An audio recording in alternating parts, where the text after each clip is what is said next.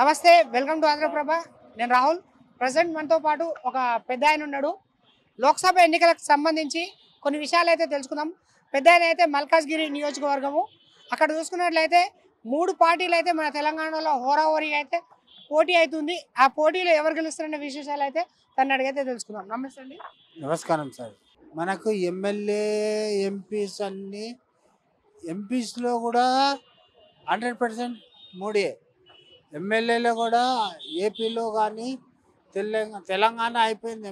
MLA MPs compulsory వస్తాయి. మల్కాజ్గిరి కూడా ఈజీగా కొట్టుకుపోతాడు. మోడీ మాత్రం సెంటర్లో ఉంటాడు. మల్కాజ్గిరిలో మీరు గెలుస్తారని చెప్పేసి అంటారు. ఇంతకుముందుకు మల్కాజ్గిరిలో చూసుకున్నట్లయితే ఉన్న 7 స్థానాల్లో మొత్తం బీఆర్ఎస్ వచ్చింది.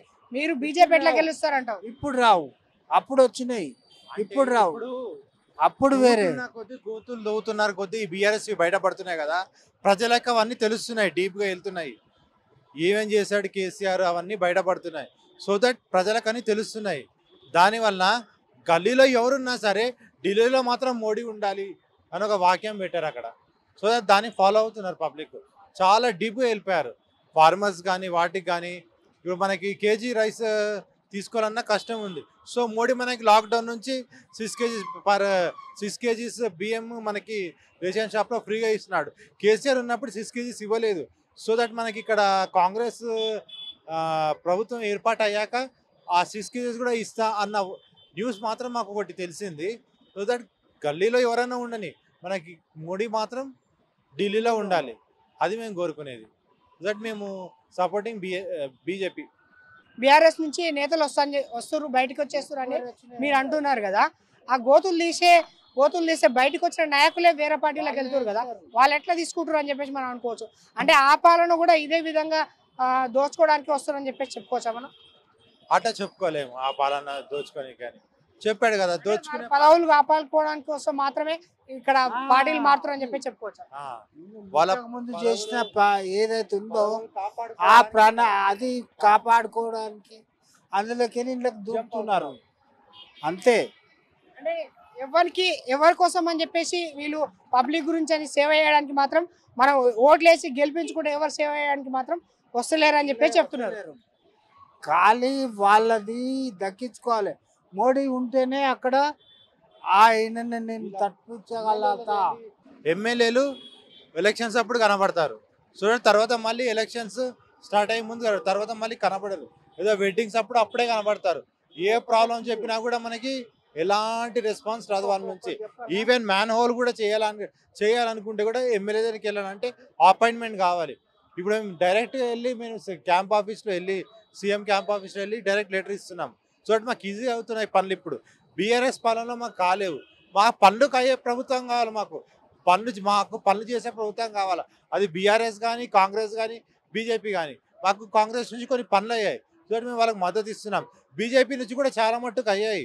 రైస్ లేకపోతే కూడా లాక్డౌన్లో చాలా మందిని ఏం చేస్తారో ప్రజలందరికీ తెలుసు. ఇక్కడ మన తెలంగాణలో కానీ టోటల్ ఇండియాలో ఏముందో మొత్తం తెలుసు లాక్డౌన్ పడ్డప్పుడు. So that Modi compulsory will be the PM.